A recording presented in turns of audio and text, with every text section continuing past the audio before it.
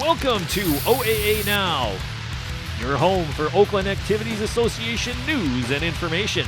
Here's your host, Sammy Taormina. Welcome to OAA Now. Here I'm Sammy Taormina, blogger around the OAA, the host of Last Week Brain Cells, host between Taormina's on Orion Television. I'd like to welcome those watching on the local voice on SoundCloud and those watching Orion Television. A lot to talk about here this weekend in the podcast. Here we're going to talk about some boys basketball moves, playoff moves, recapping last week's games, and then so on. So, without further ado, let's start with our main story here, the basketball front. Two new basketball coaches have been introduced, been named, one at Ferndale University, the other one at North Farmington. North Farmington, he kind of was not surprised it was going to be Pete Mantella taking over the program.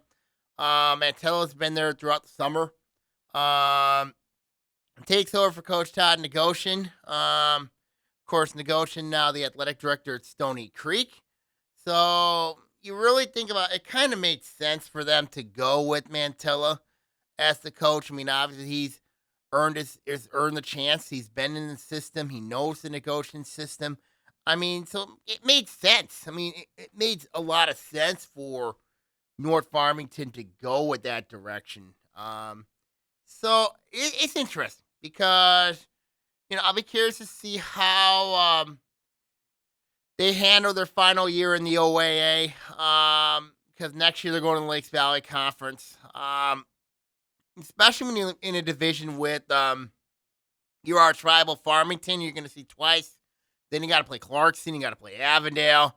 You got to play West Bloomfield, Groves, Ferndale. I mean, those are not easy teams. So I'm curious to see any differences that Mantella is going to do that Negoshin did. Or is he going to keep everything the same? I mean, like, you really think about the transition period. There really is not much of a transition period that they're going to have to go through. There's really not much because you kind of think about the transition period. When you have a new coach, I mean, like, it has to happen during the year. And in this case here, Mantella's been around the system. He's been around coaching these kids. He knows these kids very well. So it's going to be I'm curious to see what the impact's going to be. Now, I know for sure there's one job to keep an eye on that's at Avondale. And I know a lot of people have been keeping a really close eye on it. And that could have some ramifications with the Red, is who takes over there at Avondale.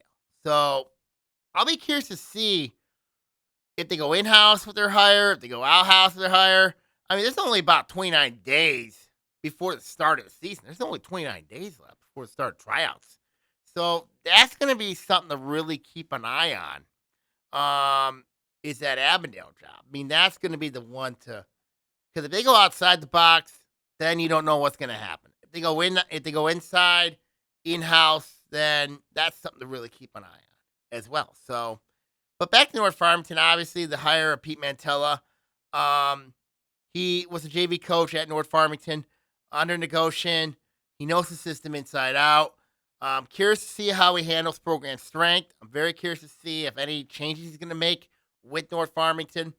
So that's going to be really interesting to see how he handles that. I mean, so I'm curious to see how he handles the division, how he handles this team. I mean, like, he's going to have some experience coming back, and I think that's really going to be the big challenge there. And I think that's going to be something to really, really keep an eye on as we look forward to with North Farmington, is can they handle, the transition, and where are they going to be in the division? I mean, obviously you got your arch rival Farmington in there as well, and you're going to see them in their district, and then you're going to see some of your future Lakes Valley rivals along with Redford Thurston. You got in Livonia Franklin, Livonia Stevenson, Livonia Churchill are all in that district. So it'll be interesting to see how Mantella handles that. I think it'll be something to really, really keep an eye on. I'm also curious to see if Tom Negoshin will be on his staff. I don't think it's likely he will, but you never know. I mean, you never know what Negoshin's going to do, especially, when you look at what with Todd negotiating, Tom was on his staff. Mantella, of course, negotiating knows very, very well. So that's something to keep an eye on. But I am curious to see how this is going to be because Mantella brings a lot of the same things that Negotiation has, but also he brings his own ideas. So I'm curious to see what different ideas that Mantella is going to bring with North Farmington. Or is it going to not change much at all? I mean, that's really where the question's going to be. So it's a good move, I think, going in-house. No, I mean, like, the kids know really well with Coach Mantella. Really don't have to change much when you look at North Farmington. The small gym helps, especially with their famous trap defense. Obviously, their famous 2-1 full court trap. So I'd be curious to see what happens with them. I think it'll be interesting to see how that goes over there at North Farmington. I mean, so we'll see what happens. The other coaching change is going to be over at Ferndale University. Anton Bradford has been named the new head coach over there. Takes over for Coach Josh Nix. Of course, Nix left Ferndale University, is now the new head coach at Hazel Park. Now, Nix won't have Cecil Goff. Of course, he transferred out of Hazel Park and now is at Warren De La Salle. So, but with Bradford, there's a lot of curiosity when I look at Bradford. He was at Detroit Old Redford for 4 years, 32 and 48 record with the Knights. You kind of really, you're curious to see what he brings to the fold. I mean, there's a lot of people that are going to be very curious to see what he brings. I mean, obviously, I've heard a lot of rumblings that he brought some players from Detroit Osborne over to Ferndale University. I've heard a lot about that rumblings, a lot about that rumor going around. But you look at what Bradford brings. I mean, like, you look at from a results perspective, you kind of just question it a little bit. You got to question the 32 and 48 record. Especially when you look at what Nix did at Ferndale University last season, going 10 and 12. Now, Nix's record wasn't all that great at Ferndale University either. Because, you look at what Ferndale you look at talent. You look at, of course, compared to everybody else, Ferndale University is a really small school. It really is.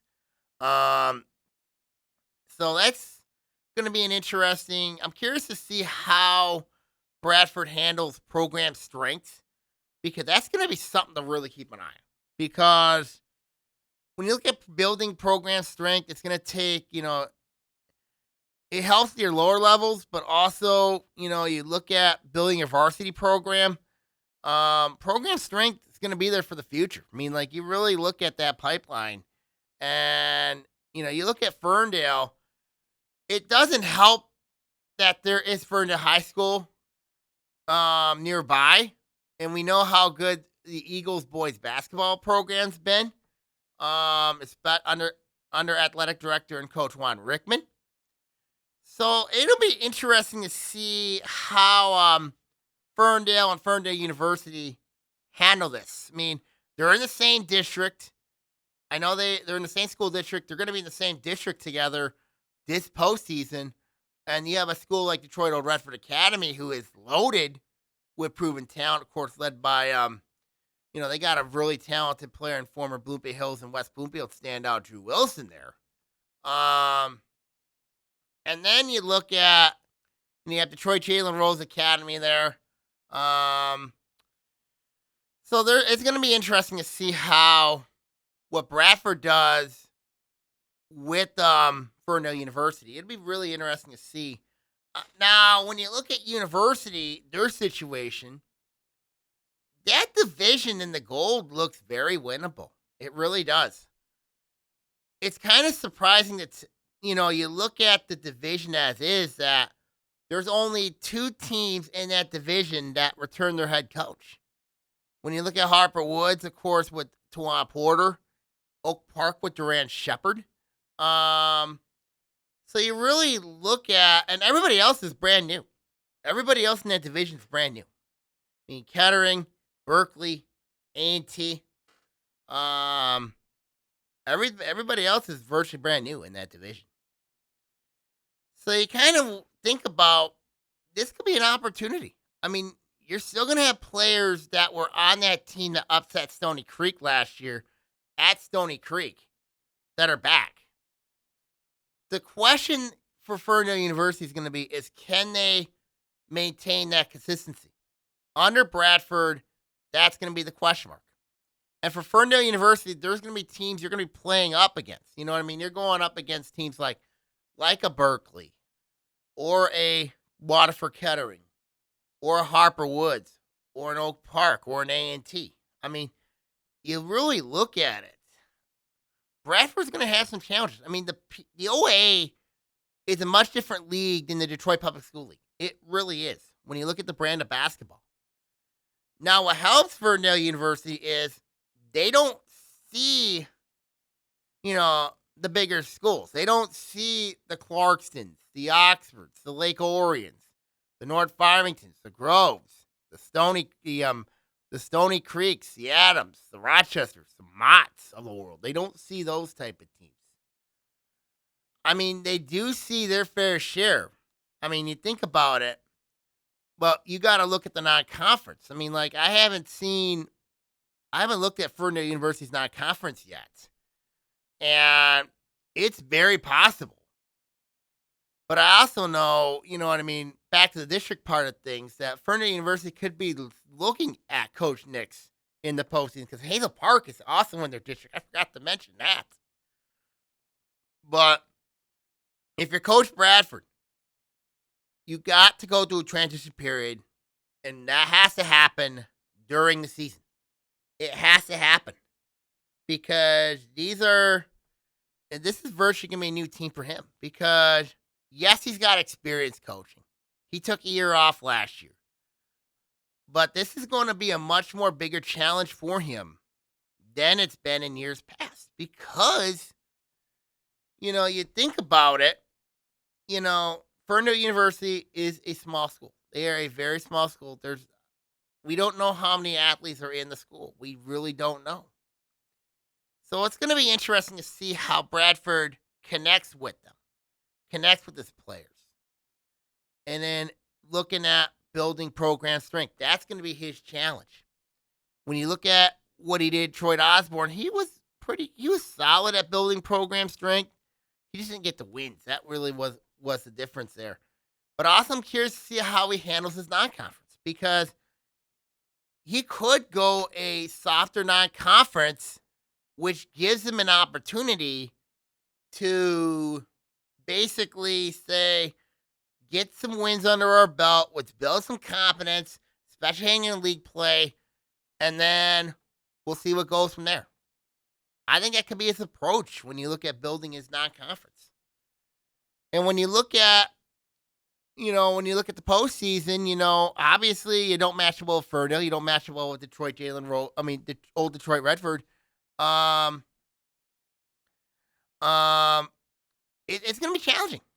It's going to be challenging, to say the least. I mean, it's going to be really, really challenging for Bradford, to, especially when you have to match up those teams. Now, Bradford could play a game against a Detroit Old Redford or to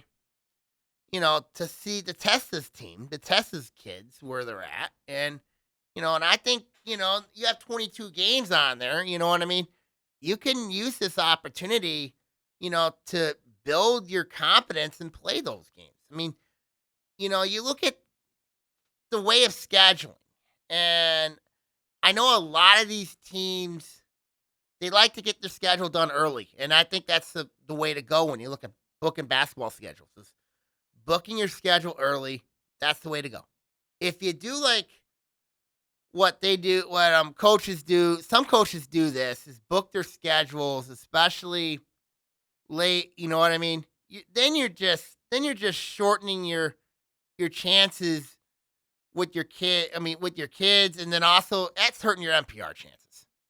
Honestly, if you play a less amount of games, you play like your league schedule and all that, you're really shortening yourself when it comes to your NPR chances of getting a higher seed in the playoffs.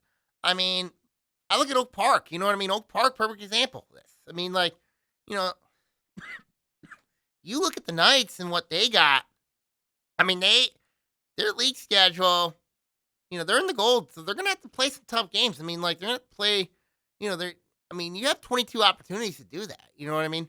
I know there's certain teams like to do 20 games, but I think if teams like to do 22 games, that makes the most sense in my opinion. That's just my take on it. But for Bradford, there's plenty of options for Ferndale University. There's plenty of options. If Ferndale University can, gain some confidence with their non-conference, I mean, if he plays a not as strong non-conference, then it builds the kid's confidence, and you know what I mean. When you get in the league play, gives you an opportunity for a league championship, and then we'll go from there when it comes to postseason. So I think that should be the approach that Bradford should do. But I'm curious to see what he does with this team. He's gonna have to build trust. He's gonna have to build, a system, a culture, program identity, program strength. I mean, like, he's got a lot to do on his plate, and that's going to be interesting to see where Ferndale University goes. They could be a sleeper in this division. I mean, like, so that could be something to really, really keep an eye on as we look forward to the start of basketball coming up. It's in a couple of weeks. I mean, like, there are 29 days when tryouts start. I mean, like, so it should be really interesting to see how things go. I mean, obviously, we're keeping an eye on the Abno jobs I mentioned earlier in the North Farmington segment. So, I mean, like, it'll be interesting to see how everything matches up. So, it'll be interesting to see how it goes. So, we'll go to football now, and we'll recap last week's games. Couple games that, I was really impressed with. Couple of them that I thought, go like a couple head scratchers. Couple of them were just several of them. We're going to start with the red here first. And I think this one here, Clarkson, West Bloomfield, that was the red title game. Clarkson basically exploded in the second half, outscored West Bloomfield 28-3. Won that one 38-10. Bowman Twins were as good as advertised. They were as good as advertised. I mean, like, the Bowman Twins, enough said. They were dominant. They were dominant in a league championship game. That's really what it was. I mean, like, you can just hand the ball off to Griffin or Lucas Bowman, and they'll take care of you. I mean, it's exactly what Coach Doug Cotto said in the previous show. We mentioned about how good the Bowman Twins are and how good they could take them. Clarkson's defense has really been impressing me. Other than that 1 week against Harper Woods where they were just completely flabbergasted, they've been pretty good.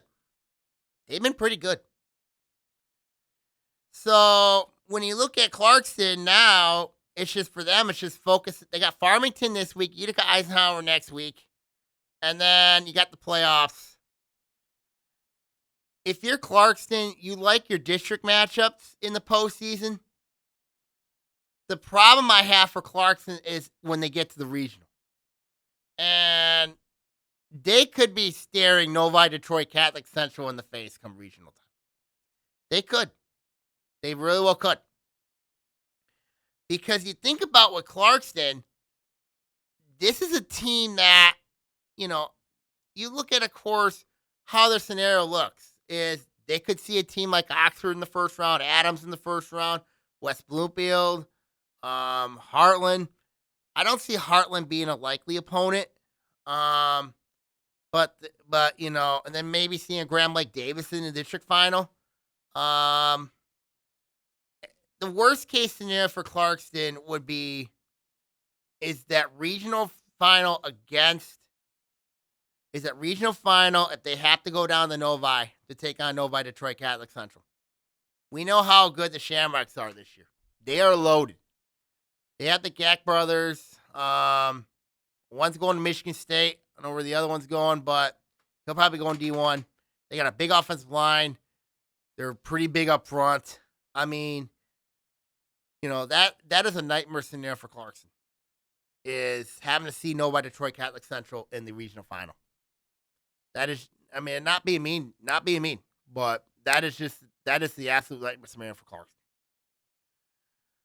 But Clarkson winning the Red Championship, we know the history of the Red title, obviously. Usually the district finals where the Red champion has the most problems.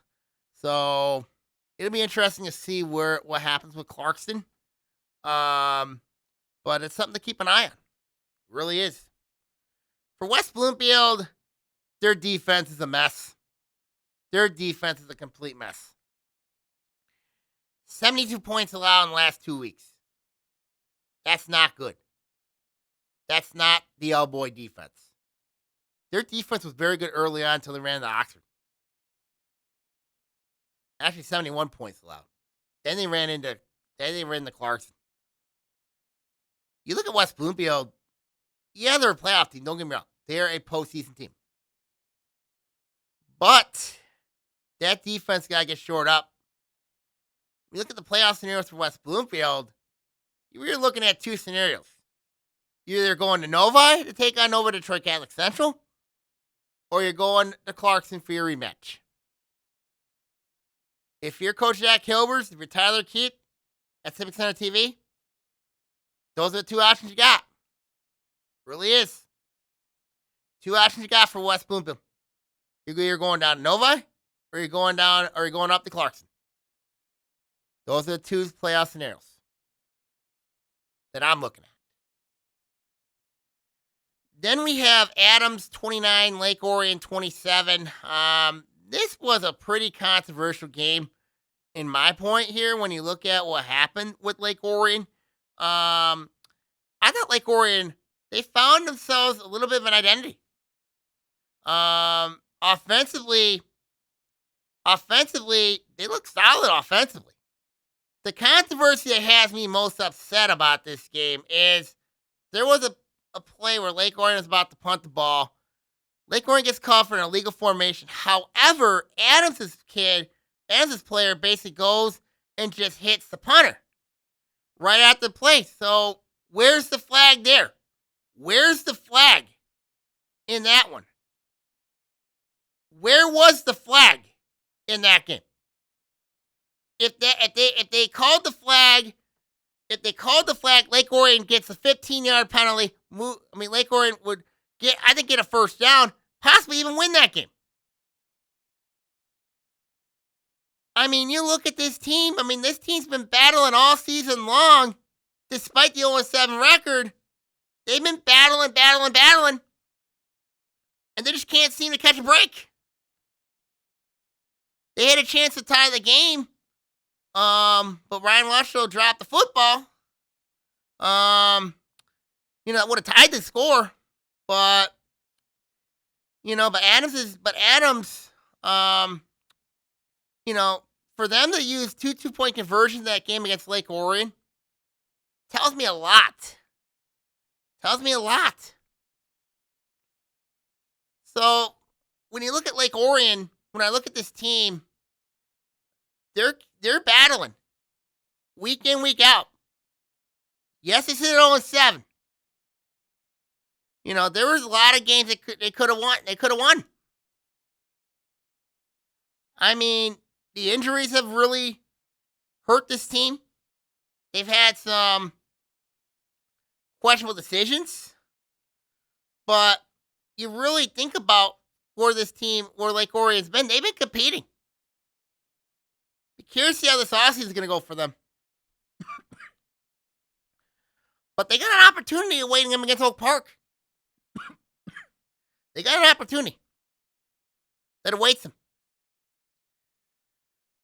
So for Adams' case, you look at Adams, yeah, they got to play better, especially defensively.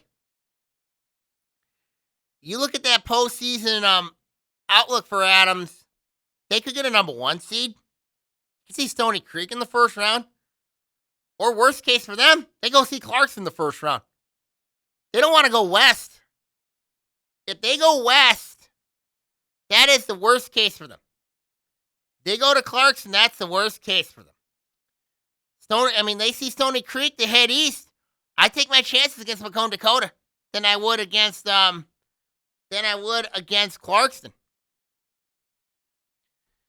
So that is where Adams' avenue is. Where their avenue is. So we'll see how that one goes. Oxford 31, Athens 28. Athens dominated this game. I got to give them props. They dominated against Oxford. They were the better team in this game. They were dominated them. And yet Oxford found a way to win. But I got to give Athens a lot of credit here. They controlled tempo. They controlled time possession. They basically were in control throughout. And Oxford took advantage of their opportunities. Had to score late. Had to score. And found a way to win that one by 3. But I think that game was more about Athens than it was Oxford. Oxford's defense has been just absolutely, it's been bad. 30 in the last 3 weeks. 34 against Lake Orion. 33 against West Bluefield. 28 against Athens. Still got to play North Farmington. They got to play Macomb, Dakota. Both those 2 games are going to be really tough games. When you look at Oxford's fate, in the postseason, they're going to be in the postseason. Do they want to go to Romeo in the first round? Which I think it's better matchup for them if they go to Dan Barnabo Field and play the Mac Red Champs. I think it matches up really well with them. Or the worst case is that they go to Clarkston in the first round. How fair would that be if you're Oxford? Having to go to Clarkston in the first round. That's not a good matchup for them. If Oxford were to go east, that's the better option for them. Same thing with Adams. It's a better option. They go east instead of having to go west. If Oxford's in a district with Grand Blanc, Davison, and Clarkson, they'd be the ones having to go play Clarkson in the first round. And that would not be a good scenario for Oxford. It'll be interesting to see how that goes. For Athens, they played much better. They played better. I thought they were the better team than Oxford. They were the better team. I give them a lot of props. I give them a lot of credit. I think Coach Tom Cook's got that thing figured out over there. They're going to be fine. In the white games, obviously, I was shocked about Stony Creek. I was absolutely shocked about Stony Creek. You look at that game, and you think about what in the world happened to this defense. What happened? Groves has had Stony Creek's number. When you look at last year, Groves had a veteran team. This year, they have a young team. And yet, Stony Creek can't figure them out. They couldn't figure them out. I give Groves credit. They had a great game plan against Stony Creek. They had a great game. Groves won 29-12 against them. If you're Coach Rick Powell, you got to figure things out and quick with that defense. Last 2 weeks, you're giving up over 28 points a game. That's not good. 27.5 points a game. That's not good. Especially when you have playoff dreams like they do. Look at Stony Creek's scenario. They're likely either staring at Adams. They could go to Macomb, Dakota, although not likely. Utica Eisenhower is a possibility. Romeo might be a possibility. There's options for Stony Creek where to go with their playoff fate. There is. if you're Groves, you're likely to be in the playoffs. Just stay away from St. Mary's. That's what I'd say to Coach Flaherty. You got to stay away from St. Mary's. Have to. You really much have to. Because we know how good they are. And last year, of course, we all know what happened there in that game. But you're a much different team now than you were last year. Last year's game against Orchard Lake St. Mary's for Groves, you blew that game. You really did. So, that's what I say about Groves' playoff fate right now. Stay away from Orchard Lake St. Mary's. Livonia Franklin might be a good matchup for you, but stay away from Orchard Lake St. Mary's. I think the best win of last week was Harper Woods. What they did against Saline, going in there and winning 41-32. Dakota Grant had 3 touchdowns. Nate Washoe played well, and we know how good Saline is. They got a lot of D1 recruits. Got Lincoln Keynes going to Georgia, Tommy Carr going to Miami of Ohio. They got a lot of D1 recruits on that team at Saline. So does Harper Woods. You know Dakota Grant's going to be going to a D1 school. You know that I'm surprised that not a lot of schools have offered Nate Washoe yet. What Harper Woods did against Saline was they basically out-athleted them. That's really what it was. Grant had a kickoff return for a touchdown. He caught a touchdown. I think he rushed one in for a touchdown. I think those were his 3 touchdowns. Then you look at, of course, but this is a credit to Coach Rob Oden for putting his program in a very tough environment. If you think going to Clarkson was tough, and Harper was winning to Clarkson and beat them, going to Saline, I'm telling you, when you look at Harper Woods, D4 goes through Beaconsfield Street. That's what it is right now. And you think about it, you look at Harper Woods' postseason, Pat, if Goodrich could have to come down to Beaconsfield, or Chelsea would have to come down to Beaconsfield, and that's in the regional final. They're going to deal with Madison Heights Lampere. That could be a possible district final. Maybe Dearborn Devon Child. That could be a possible district final.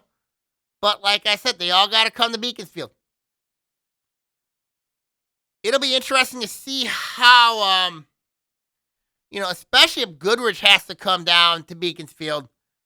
That's not going to be an easy matchup for Goodrich. Or if Chelsea has to come up to Beaconsfield. That's not a good matchup for Chelsea.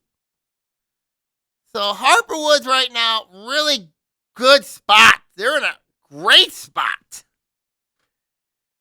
You got to love where Coach Oden's done with his program. He's built program strength. He's built, look what he's been doing with this team. I mean, he's done a really phenomenal job with Harper Woods. He really has. Then we look at Rochester and A&T. That was a 10-0 game. Low-scoring game. Both defenses were stout. But I don't know if it was both offenses that have been struggling. Because I know Rochester got a sophomore quarterback, Matt Dykey. I don't know what's happened to Rochester. They've really struggled. I mean, I know they had that only touchdown pass to Nate Tandy early on, but that was about it offensively. A&T, they've got some work to do this offseason.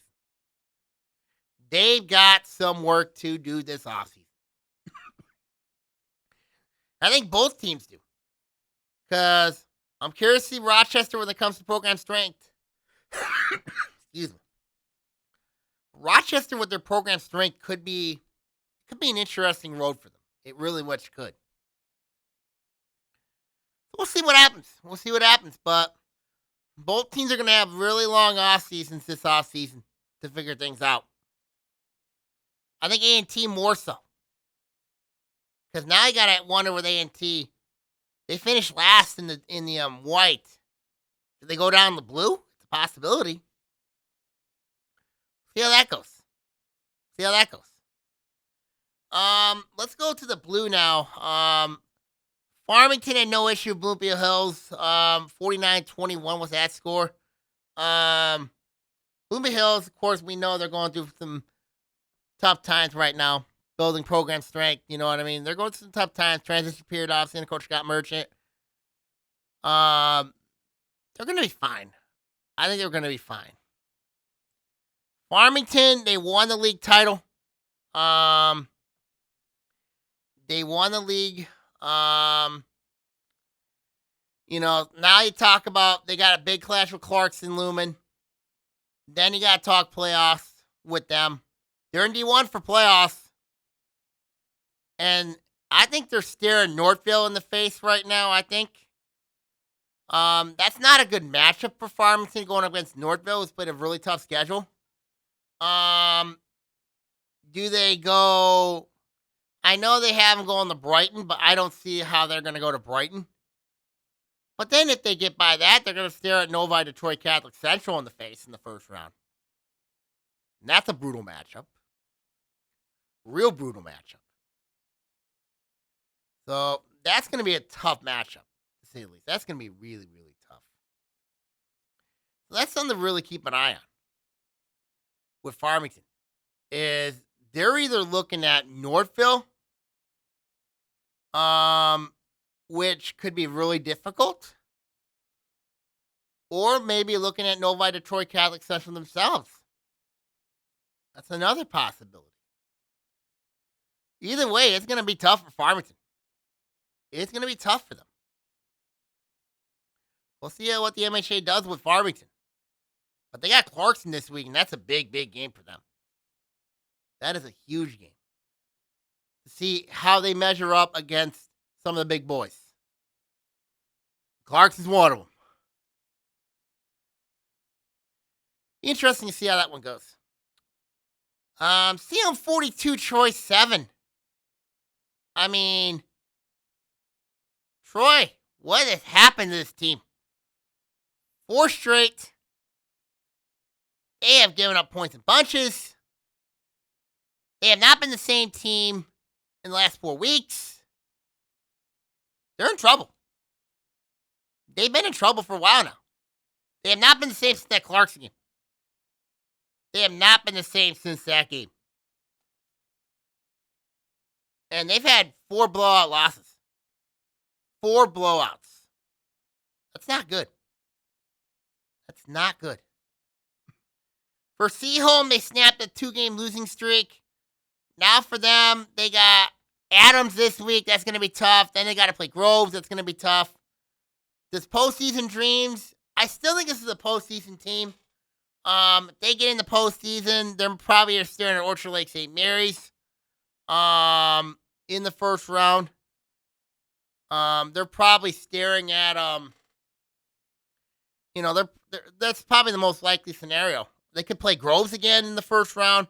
I mean, that's where it is right now. So there's options where they're staring at right now. It'll be interesting to see where they're at. But for Seaholm, you want to avoid Orchard Lake St. Mary's at all costs. You really do. I mean, they could play Livonia Franklin, which I think that's a good matchup for Seaholm. So we'll see. We'll see what happens. North Farmington beat Oak Park 21-6. Oak Park's in some trouble. I mean, they have struggled.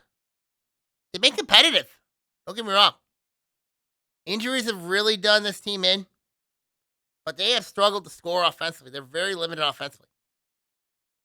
And yet, this is an experienced team. This is a really experienced team. But the stats prove otherwise. It really has. Defense has been solid. The Knights' defense has been solid. The offense has been the issue. And yet, Oak Park right now, you look at the map, they're still in the postseason conversation. They got a tough match with Lake Orion this week. Really tough matchup. Now, yes, Lake Orion's 0-7. But you look at the schedule Lake Orion's played compared to Oak Park's schedule. It's not even close. And even with all the injuries Lake Orion has, this is going to make it really difficult for the Knights. Yes, they played Notre Dame Prep earlier in the year.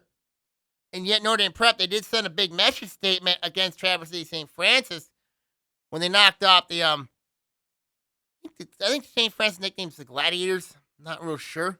But they knocked off St. Francis. So that's a big win for Notre Dame Prep. And Notre Dame Prep played Oak Park. And that was a very competitive game. Really competitive game. So you kind of think about Oak Park's road. If they don't, they got Lake Orion and Bloomfield Hills, so perfect opportunity here against D1 schools.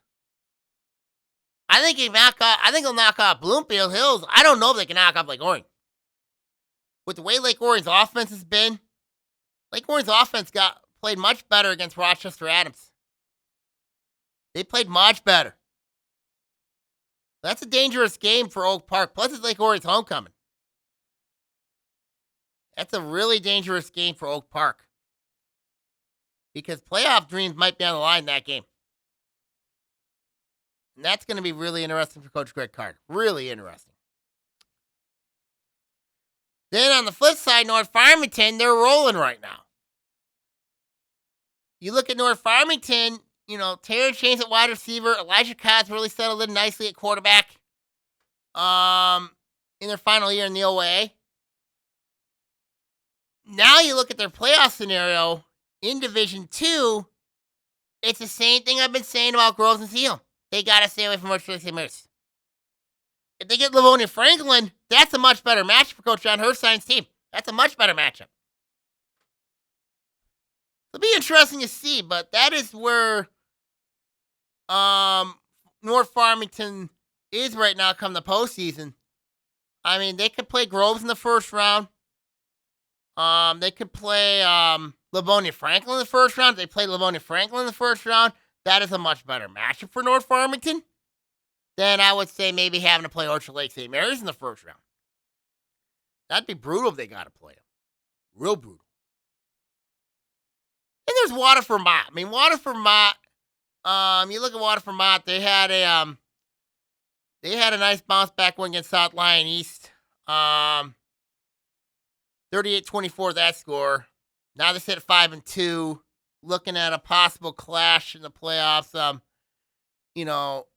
They got to play Lakeland this week. That's going to be a tough game. And then they got Waterford Kettering close out the year. Shout out to Waterford Kettering. They won their first game of the year 14-0 against Livonia Clarenceville on their homecoming.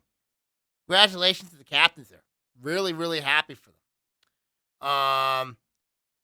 Waterford Mott, they're probably staring at either going north to Midland Dow or going south to Orchard Lake St. Mary's. Now, Coach Trajan Sane knows the players at St. Mary's. He knows a lot of them down there. So he knows what St. Mary's has. But if they go to Midland, which I think going up to Midland and play Midland Dow is a much better matchup for them. That would be the much better scenario for Waterford. Even though playing Orchard Lake St. Mary's would be a lot closer, which could be a problem because we know how good Orchard Lake St. Mary's is.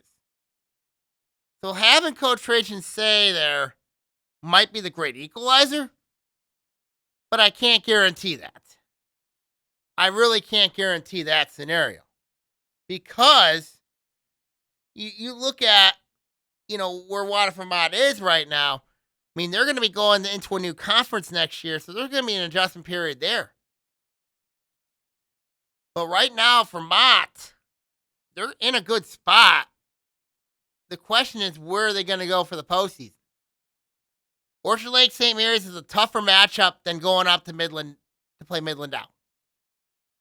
So for them, I think going north might be a better option for them.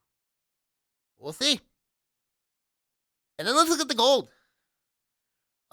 Ferndale went out of league. They took on River Rouge. Rouge won that one 15-12. Heard there was a fight between the two teams. Very unfortunate. Ferndale right now, when I look at them, yes, they won the goal, but I think their playoff dreams might be shot a little bit because of the loss to Rouge. Rouge was coming in at 1-5. They were 1-5 coming in. Yes, Rouge just played a tough schedule. But, especially under new coach Jermaine Crowell taking over that program, considering everything that he's been through, this is a very painful loss for Ferndale. This is a really painful loss for Coach Donovan Jackson. Really painful loss. Because this was an opportunity for them to make some noise. And now they're staring at Harper Woods right now. They're staring at Harper Woods. That's going to be really difficult. Yes, Ferndale's a young team. But still, obviously, you look at the expectations that Ferndale had winning the gold title this year. Now you look at maybe the possibility, maybe the gold champion might not make the playoffs. That is a possibility. That's a real possibility right now. When you look at the scenario that Ferndale is in. Because and the schedule doesn't get any easier because they got to play Harper Woods, and then they got to play Detroit Renaissance to close out the year. I don't know how many points Detroit Renaissance will give Ferndale if they win that game. Harper Woods is a really difficult game for Ferndale. It's going to be really difficult. So that's a really, really tall order for the Eagles. Be a really, really tall order. So we'll see what happens. Ferndale didn't do themselves any favors against River Rouge, falling 15-12 in that one. Really didn't.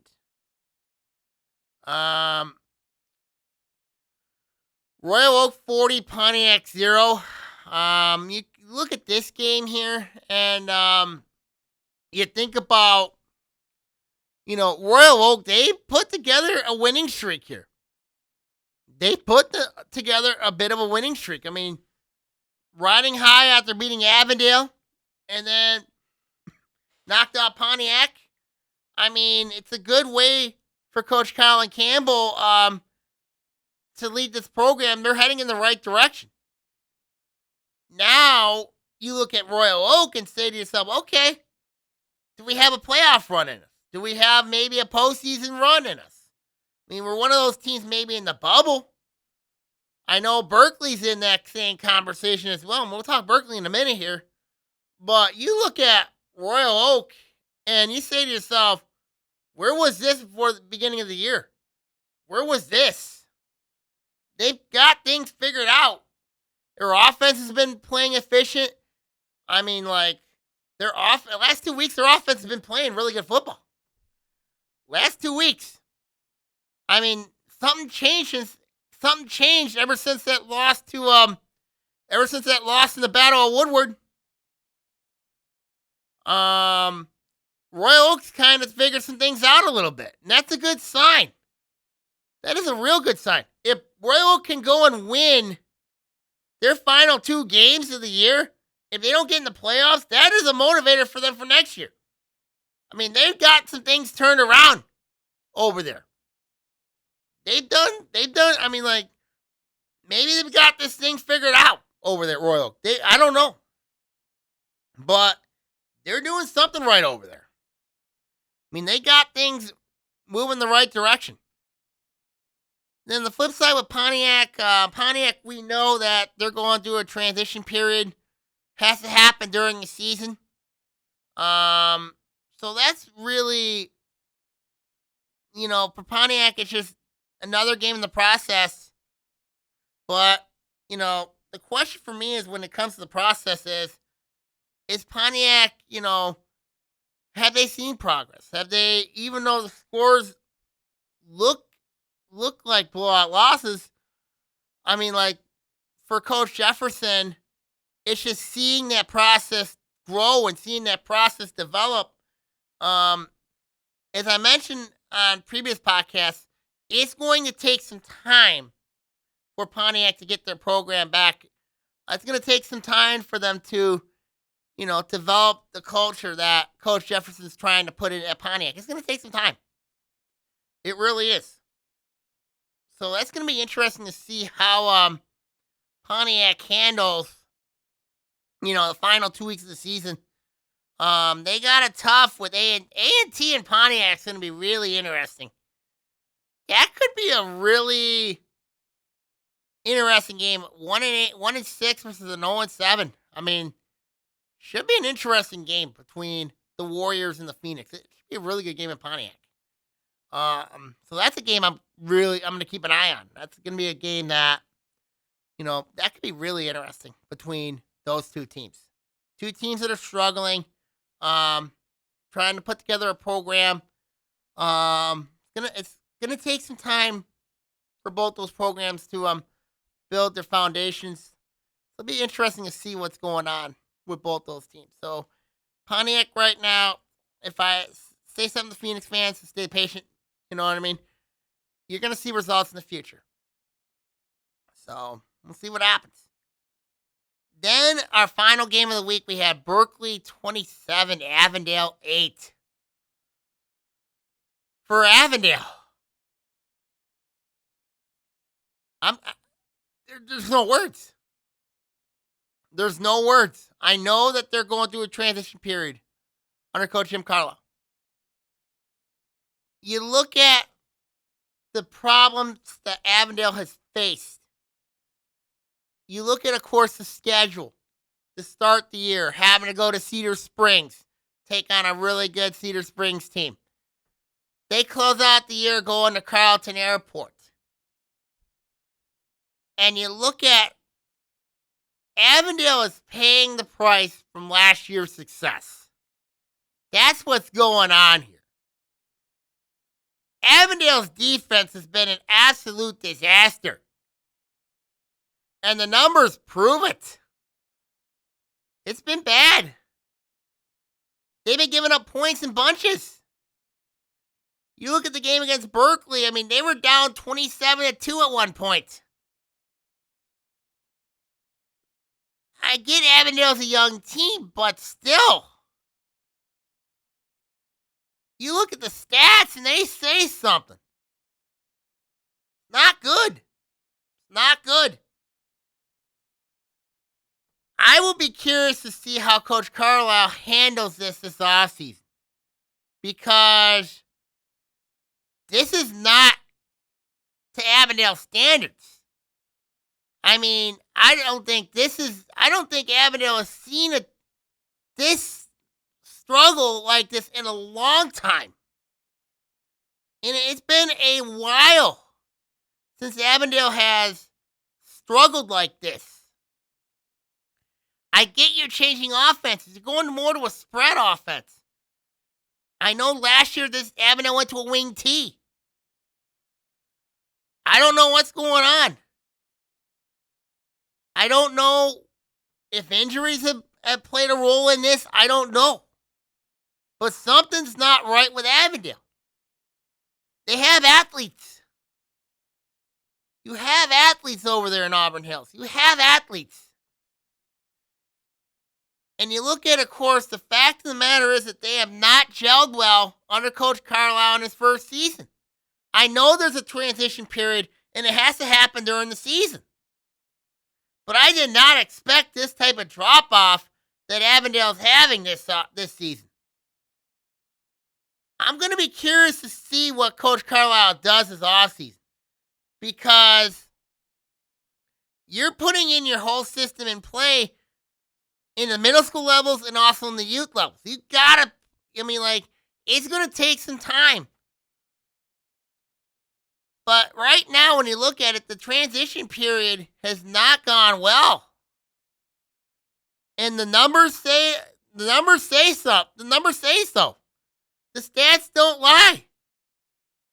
I mean, first week you give up over 50 to Cedar Springs. I mean, defense has been just really bad. And then again, your only win of the year is against Pontiac. We know where Pontiac's at right now. We know where they're at. But you had some bad losses to Royal Oak. You had a bad loss to Berkeley.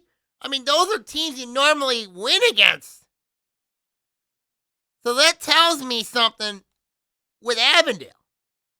And now you look at the schedule. They got to play Groves this week. Then you have to play Carleton Airport next week. It's going to be tough. It's going to be really tough. So you look at Avondale. So you look at that matchup with Avondale. Avondale's going to have a really interesting offseason. It's going to be really interesting to see what they do this offseason, because that's going to be something to really keep an eye on. And you're in a results-driven league. And the OAA is that type of league. And this is really unheard of for Avondale fans to see their football program possibly staring at 1-8 to finish the year. And that's a real possibility. That's really real right now when you look at Avondale. Finish the year at 1-8. That's a real possibility. Then on the Berkeley side, Berkeley's starting to roll. They're starting to roll. Ever since their big 37-30 win against Jackson Northwest, I'm telling you, could the Bears sneak in the playoffs? They got a chance. I mean, they got Madison Heights Lampere week 9 to close out the year. And then they got Rochester this week. Rochester looks very winnable, and that game's at Hurley. So you look at what Berkeley's done. Berkeley's turned around. I mean, they started off real rough. They started off real rough. They had a tough loss to Livonia Franklin. Then, they had a really tough loss week 1. They got the Battle Woodward Trophy, kept it in Catalpa. So Berkeley, what Coach Casey Hughes has done, he's turned that program around. He's turned it around. Could this team be a playoff team? They're right now on the outside looking in. If they could beat Rochester, now if they win out, you got to be talking Berkeley maybe playoffs. You got to talk that.